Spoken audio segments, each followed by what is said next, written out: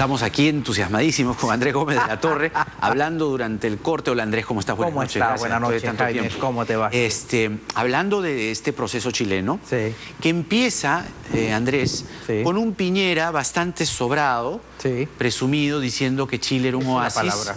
¿No? Era un Sí. oasis, y lo dijo aquí en el Perú además, en Paracas. Sí. Y se mandó con todo y de pronto, ¡blum!, se le vino Sí. solamente aumentar 30 pesos, o sea, $1 y Sí. pico, el pasaje del metro. Que no era por el metro, la gente dice, no son 30 pesos, sí. son 30 años. ¿Cómo observas tú el comportamiento, primero, de la sociedad chilena ante esta explosión social, pero frente a una reacción dudosa, vacilante, poco firme de Piñera y su gobierno? Bueno, tú dijiste una palabra, Jaime, muy cierta, ¿no? Soberbia. Y el domingo en la noche, lamentablemente, fue muy poco feliz esa conferencia de prensa, que hace toda una puesta escénica. Es muy importante los mensajes, tú lo sabes mucho mejor que yo como periodista y como comunicador social, los mensajes que se le da a un pueblo chileno que lamentablemente tiene el trauma del gobierno militar, de la represión militar, y que hace muchos años, por lo menos desde el año 90, con la vuelta a la democracia, con Patricio Aylwin que llega al poder, no se veían tanques en la calle, no había toque de queda y no salía la Fuerza Armada a reprimir. Y entonces, claro, esa es una primera puesta en escena a partir de la cual luego el presidente Piñera es refutado por el comandante en jefe que está actualmente en la zona militar de Santiago, general Iturriaga. Qué fuerte aquello, ¿no? Sí, Piñera dice, estamos en guerra. No, señor, no estamos en guerra. Así es. Y en ese sentido hay que ser claros en que hay un discurso político, por lo menos de las autoridades militares. Y si te fijas, Jaime, si te fijas los escenarios que se dan por las redes sociales, por lo menos tenemos un ejército chileno que en el discurso ya no es ese ejército represor acostumbrado a salir como el gobierno militar a reprimir a la calle, quiere acercarse más. Pero empezó pinochetizado, yo creo que ha sido un proceso pinochetizando en este proceso, ¿no? Ha sido un proceso complicado, la vuelta a los militares a la democracia en Chile significó una constitución que fue la de Pinochet, la del 80, con los enclaves autoritarios. Se demoraron, Aylwin trató de mantener una relación con Pinochet, Pinochet siguió siendo el comandante en jefe, ¿no? Entonces, sí. Los enclaves autoritarios, los sistemas de senadores designados, costó mucho hacer las reformas ¿Era a senador? La Constitución, sí, senador vitalicio además, claro. Exacto. Y había un sistema de designación de excomandantes en jefe de las Fuerzas Armadas por una condición especial que era un Consejo de Seguridad Nacional, o sea, mira los enclaves autoritarios. Y algo muy en detalle que tú has expresado, Jaime, que creo que te he hecho acordar y te ha movido un poco y con razón. Hablamos de un pequeño librito, yendo a la parte económica, 93, 94, uno de los padres del modelo económico chileno. Este es un modelo inspirado en un manual que fue el libro Libertad de Elegir de Milton Friedman, el padre de la Escuela de Chicago. Pinochet, los Chicago Boys. Así es, aplica un modelo de política económica, privatizaciones, fuerte ajuste estructural, sistema de pensiones. Y el año 93, Hernán Vigi, uno de los ministros, estrellas de Pinochet, tiene mucho contacto con el Perú y escribe un libro con el finado Carlos Boloña. Hernán Vigi era un ministro de Economía de Pinochet. Así es. Que en los años 89, 90, en la campaña del Fredemo, venía a los programas políticos aquí al Perú a predicar, a evangelizar del modelo económico. Mira las imágenes, no las saques, son alucinantes, impresionantes. 1.200.000 personas que han marchado hoy. Esa es me parece que es la Plaza Italia, es la Plaza Italia que se también llama la Plaza Baquedano en realidad, ¿no? Que es también una movilización que se ha producido nunca vista desde las grandes manifestaciones que habían de la concertación de partidos por la democracia, el no previo al plebiscito del año 88 que significó el término del gobierno militar chileno, ¿no? Te decía lo de Vigi porque Vigi fue, digamos, el padre del modelo económico en Chile, lo trae al Perú, ¿no? Y es el que predica, evangeliza en los programas políticos aquí en fines de 80s, 90s. Y es el modelo que finalmente se toma aquí. Esto que estamos viendo, primero, ¿Piñera lo va a poder manejar? Porque hasta el momento no lo está pudiendo manejar. Así es. Y tengo guardada la pregunta para después de cuánto nos puede contagiar eso después, haciendo el recuerdo de Vigi. Pero primero, Piñera, ¿lo está manejando bien? No. Yo creo que no, porque si tú te das cuenta, la puesta en escena del domingo en la noche nada tiene que ver con la conferencia de prensa 2 días después hablando de la agenda social. Caramba, ¿qué tal récord? Sí, que Piñera hable de una agenda social. Y luego las últimas conferencias de prensa que ha dado ayer y hoy, Jaime, ya otra manifestación, ya no responde preguntas. Claro. O sea, solamente habla de su concepto estratégico, está con sus ministros, pero ya evita las preguntas.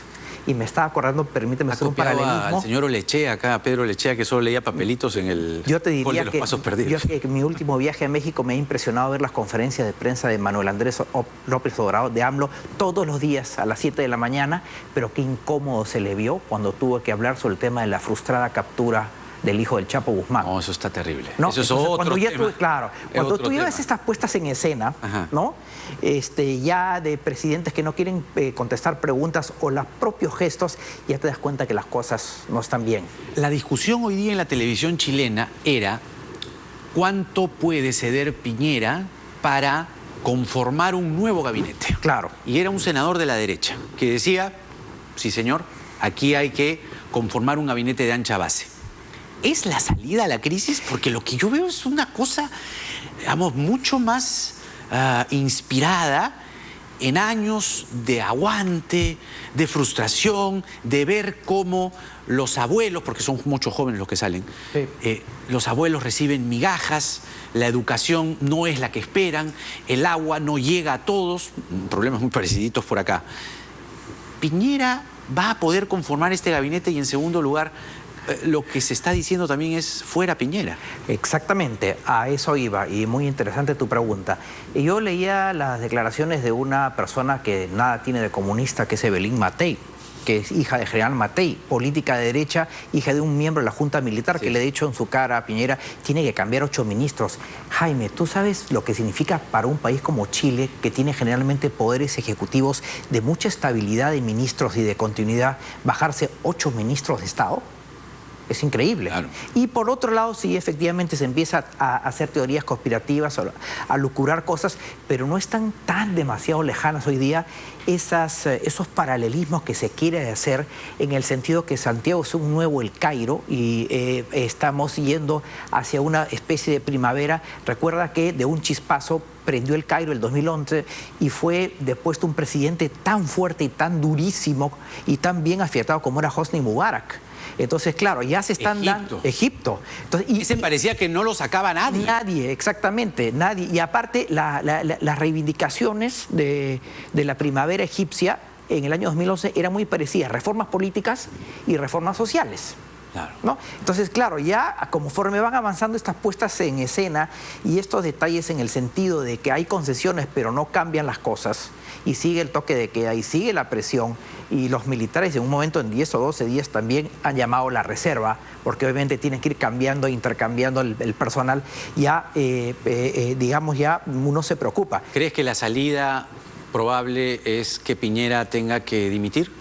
Mira, yo no lo sé y esperaría que no, pero en este escenario tan impredecible, todo es posible.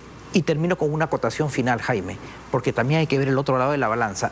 José Miguel Insulza, socialista, exsecretario general de la OEA, que ha sido ministro del Interior, canciller, más vinculado a la centroizquierda socialista, ha dicho una cosa también muy cierta.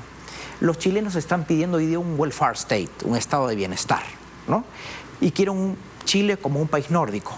Y tiene una cosa, una verdad absoluta. La presión tributaria en los países nórdicos está por el 50%. Y la presión tributaria del Chile es del 21%, y una de las demandas es de bajarlas. Entonces, ¿cómo vas a financiar este welfare state? ¿No? Entonces hay que ver las cosas por todos lados, claro, ¿no? Porque no es fácil tampoco hacer un desembalse. Pero está bien, pero si escuchas a la esposa de Piñera diciendo en este audio privado que se filtró, claro, vamos a tener que compartir lo que tenemos con el resto. Sí. Oiga, oiga, sin duda, ese mensaje al pueblo es doloroso. Sin duda, es doloroso, sin duda. Ahora, ¿cuánto nos puede contagiar? Terminando por donde comenzamos, que es el modelo económico chileno, es el que se importa hacia acá. Y de alguna manera esto va a tener en algún momento una discusión de fondo en el Perú, o no nos atrevemos a discutir lo que en Chile se está discutiendo. Mira, yo creo que en todas las situaciones políticas y económicas siempre hay matices. Tampoco acá se tomó a rajatabla. Yo creo que el tema, a pesar de una u otra manera, Chile no tiene la informalidad ni las tasas de informalidad que tiene el Perú. La economía tiene algunos rasgos distintivos que no son necesariamente, digamos, similares. Sí hay un denominador común en ambos países. Se está hablando de la modificación a la Constitución, sobre todo el capítulo económico. Hay que tener mucho cuidado con esto. Claro, el tema es, y creo que también un denominador común en América Latina, la pérdida de sintonía de la clase política con la la brecha población. social. Y la brecha social. Y esto es lo que ha saltado, Así la es. brecha social. Sí. No, digamos, no per se decir, ya, regresemos al modelo aquí en el Perú. No, regresemos al modelo 79. No, no se trata de eso. No. Se trata de mirar lo que tenemos, lo que hemos avanzado y repensar y deconstruir algunas cosas, deconstruir y decir, Sí. caramba, a ver, ¿hay una brecha social aquí? Sí. ¿Hay una brecha social acá? Sí. Entonces hay que acortar brechas. Porque si no, mira. Claro, ¿no? Exacto, sí. Y lo que de una u otra manera quisieron hacer los gobiernos democráticos del 90, el eslogan fallido, crecimiento con equidad, eso es lo que falló, la equidad y la redistribución. Sí.